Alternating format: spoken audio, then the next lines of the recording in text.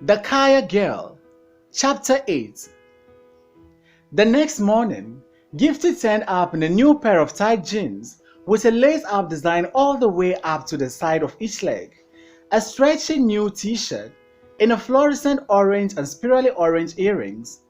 "It's my birthday," she announced, cracking her chewing gum saucily, and then added, as she saw the look on my face, "My mother sent them to me. Anyway, mind your own business." "Happy birthday," I said, quite convinced that it was no more her birthday than mine. After serving a few customers, she turned to Auntie. "Please, Auntie Lydia, may I go and check if the TV is ready?" So that was it, I thought. I knew she was up to something. "Okay," agreed Auntie, browsing some Dubai shops that I had googled for her on the internet. She was still confounded if she had clicked in the wrong place and her window disappeared, so she was concentrating on the screen. Gifty was out in a flash. She came back smirking with Stephen in a tow, carrying the TV. "Good morning, Mommy," he called cheerfully and winked at me. "Abna, help him put it back," she called in our direction.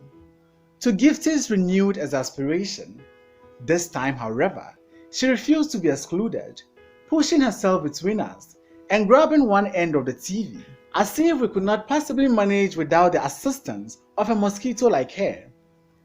I smelled the cheap perfume in which she had clearly doused herself. There was no hope of keeping her out of the conversation this time, but Stephen was not going to let that deter him.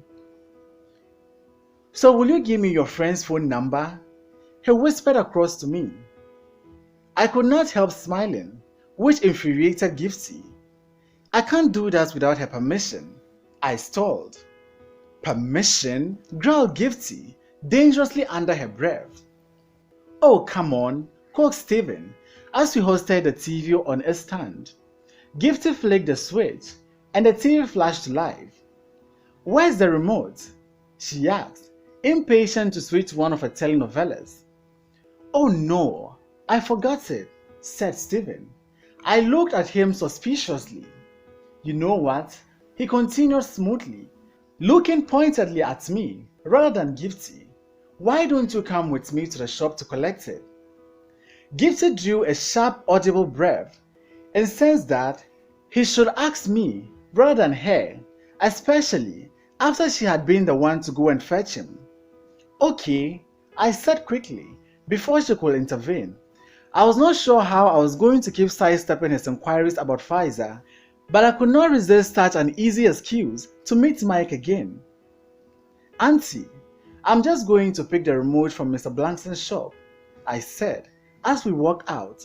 She nodded absently, absorbing Dubai's finery, while popping her snack of mixed popcorn and roasted peanuts into her mouth. "I've been trying to find a way to see your friend again," Stephen said when we got outside, as if I hadn't figured it out.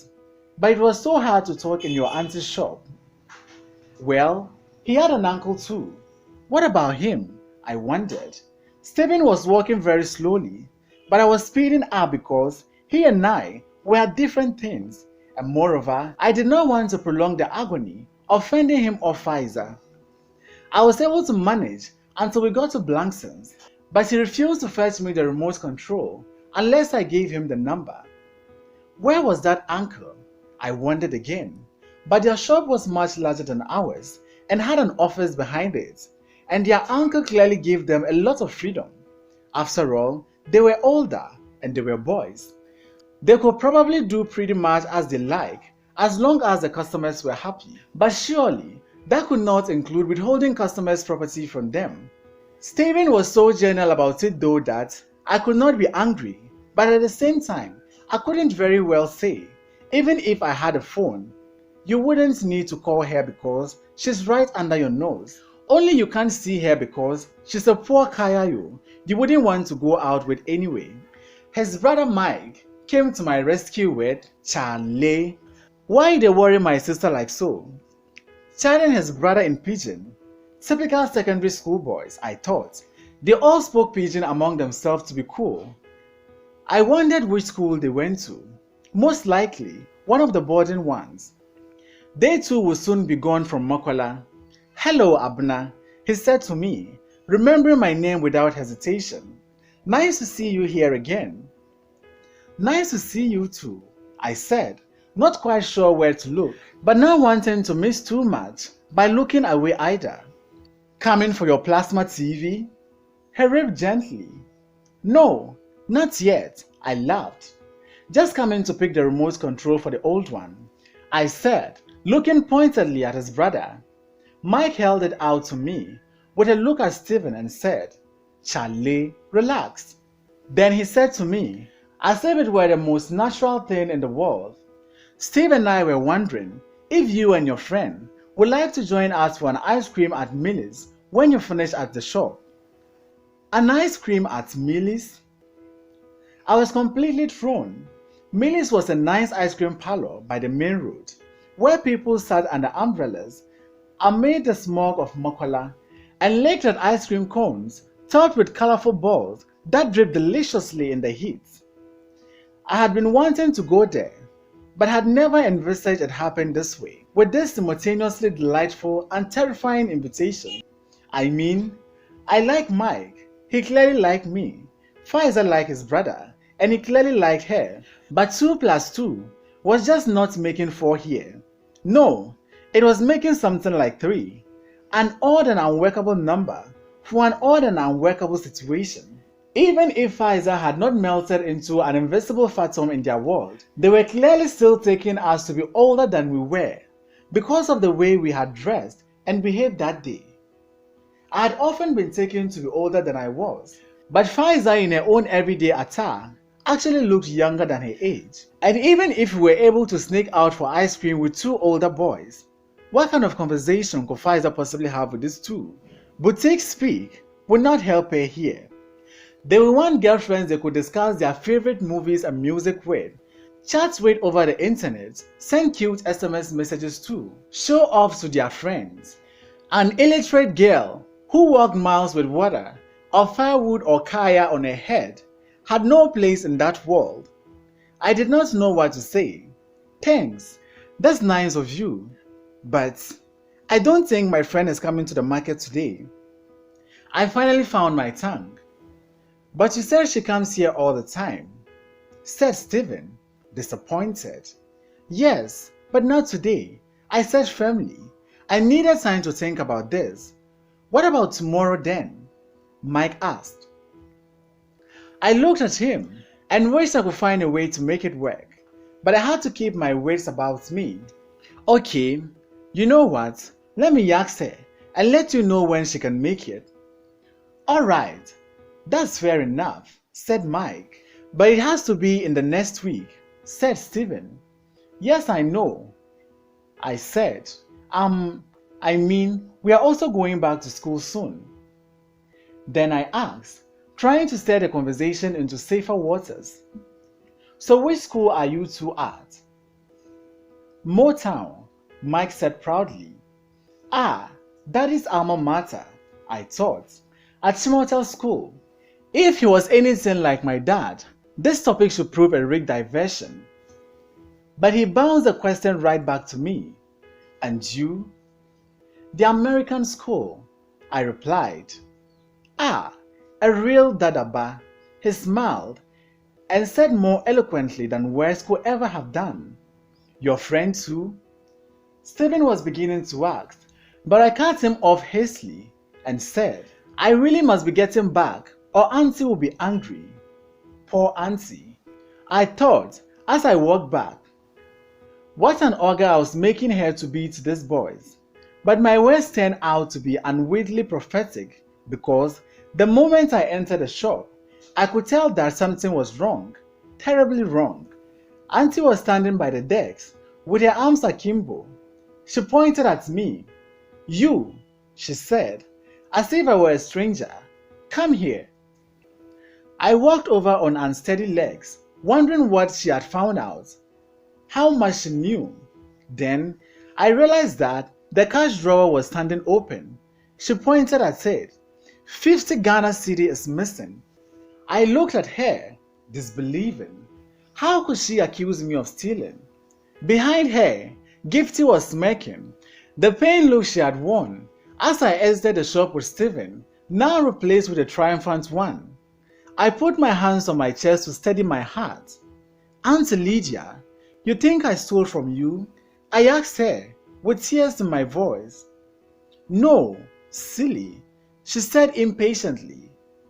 Why should you steal from me when your parents are much richer than me? No, it's your friend. I mean, that Hausa girl, the Kayayo. I reeled. Faiza was being accused of stealing. And now she was a Hausa girl once again, nothing but a Kayayo. When Auntie had actually called her name, actually spoken to her like a person for the first time, just an hour ago. Faiza, I said. You think Faiza will steal from you? Why not? Asked Auntie. She's a poor Kayayo after all. Why wouldn't she take it? I felt like telling Auntie that being poor did not automatically make people thieves, but I had a feeling it will not help things right now. Faiza wouldn't do that, Auntie. I said instead. I know she wouldn't. Please believe me. But I hear you've been bringing her into the shop. She fired back with an accusatory flourish of her hand. She was watching me keenly. So was Gifty. Traitor. I should have known it had been too much of a risk to take. But we had been having so much fun. I had just let myself get carried away and had carelessly brushed aside her jealousy, which had been growing steadily, fueled by her outrage that the boy she liked preferred a lowly Kayayo. And I had broken Auntie's rules. I could not deny that. Now, I was paying for the price of all these follies combined. Gifty stared brazenly back at me, as if she had nothing to hide. Auntie, I'm sorry, I pleaded. I shouldn't have done that behind your back. She nodded sternly. But you know, Faiza, I continued, imploringly. You know, she wouldn't do that. Auntie stared at me silently and moved. She wouldn't, I tell you. She would never steal it. And then I faltered, remembering the time she had stolen money from her own auntie. My auntie was observing me intently. I tried to cover up, but it was too late. You see, you're not even sure yourself. She said triumphantly. You are her friend, but even you can't trust her. But that was different. I said to myself, she had done it to help her cousin, to rescue her. Was all stealing the same? Was all stealing bad? I had never had to think about such things before, and this was not the time to be unsure of myself. My hesitation had already caused too much. Auntie flung open the door of the shop and went outside. She came back with Faiza. You, this girl, she said, pointing at her the way she had earlier pointed at me. I've not brought you into the shop, and you couldn't resist helping yourself to the money.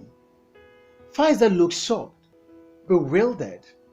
No, Madam Lydia, she said, addressing her by the name for the first time. No, never. She looked over at me, and I looked back, mortified. Tears started to roll down my cheeks. Auntie addressed the two of us. This is what I get for allowing my niece to befriend a common Kayayo. Ungrateful creature, get out of my shop. I don't want to see you hanging around here anymore. Do you hear? Faiza appealed to her again. Please, madam, I can never do such a thing. I did not take your money. I swear it. Auntie responded by stamping her foot as if shooing a dog or cat. I said, get out. Get out of my sight before I call the police. Auntie Omotola emerged from her shop and hurried toward us. She had heard Auntie raise her voice and wanted to find out what was wrong. Faiza looked at me, and I looked back with helplessness in my eyes. I didn't know what to say or do. I knew she hadn't taken the money, but I didn't know how to defend her. She turned and ran away. I burst into tears. My feelings were jumbled, and I didn't know what to do. I felt bewildered, as if the world I had known had suddenly disappeared. stranding me in an alien place. I also felt humiliated and angry. Angry with Auntie, angry with Gifty, but above all, furious with myself that I had brought all this about and had not been able to defend Faiza better. My guilt at going behind Auntie's back to bring Faiza into the shop made it difficult for me to stand up for myself or her, but I should have been able to somehow. Anyway, I didn't know how, but that was how I felt as I stood there by the door of the shop with tears running down my cheek. Auntie Omo looked from one face to another in deep distress. She did not know what had happened between all of us, but she could tell it was bad and she felt helpless. I looked at Gifty once again, but this time she couldn't look back at me. She turned away. I ran out of the shop, not heeding Auntie's call, looking for Faiza, but with a small head start, she had disappeared. I turned, in which direction I hardly knew, searching for her anywhere, everywhere, in shops, at food stalls, in all the places we had been together, but I couldn't find her. I looked and looked for what seemed like hours, and probably were, but she truly had disappeared as effectively as she always did into her surrounding. And although I was always the one who could find her, this time she was invincible to me too. I trudged all around the vast market until my feet hurt and I was sweating and tired. I still couldn't find her, but I didn't feel like going back to the shop. I couldn't face Auntie. I couldn't stand to look at Gifty, and I couldn't face myself. I felt as if I wanted to run away from myself. Finally, unable to walk another step, I came to a stop at the back of a wholesale shop where I sat on a little covert among empty cartons and crates, almost hidden by them. I hardly noticed the stench from the drain. I just sat staring into space, feeling like Asana must have felt when she had wished herself away from a situation that she couldn't face. I knew I wasn't going to find Faiza, and I knew I would probably never see her again. I never imagined that we would say goodbye, or rather, not say goodbye, in such a manner. I bent over, folded my arms, and hid my head in my lap, shutting out the world. I had no idea how long I sat there like that, but eventually, someone tapped me on the elbow. I looked up to see the owner of the store. They were locking up and had spotted me outside among the boxes. "Are you okay?" he asked. "Are you sick?" I dozed off, spent. "Oh no, I'm fine," I said mechanically, disoriented and feeling far from fine. I had not eaten since morning, but I could not call the yawning feeling in my stomach hunger because I had no appetite and it just blended with all the other things yawning at me. I looked at my watch. It was time to go. Auntie was wondering where I was. She looked at me as I entered the shop with a look that was not devoid of sympathy, but she did not ask me anything. I could tell she had been worried and was relieved I was back, but had decided not to scold, perhaps because of the pathetic figure I cut. This time, there was no Faiza to accompany us to the car park with Auntie's laptop bag slack over her small shoulders. As the car moved through the darkening street, I stared out of the window, unseeing and thinking. I wondered if somewhere Faiza was also staring out of a darkening window as the street receded behind her.